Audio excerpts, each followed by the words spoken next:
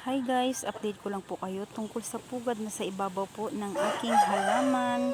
Tara guys, samahan niyo po ako. Let's go!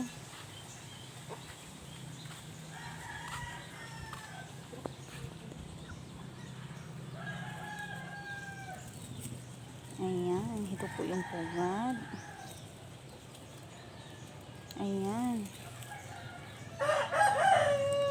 Meron na pong napisa dito mga guys. Try po natin na kuhanin. Isa, ayan.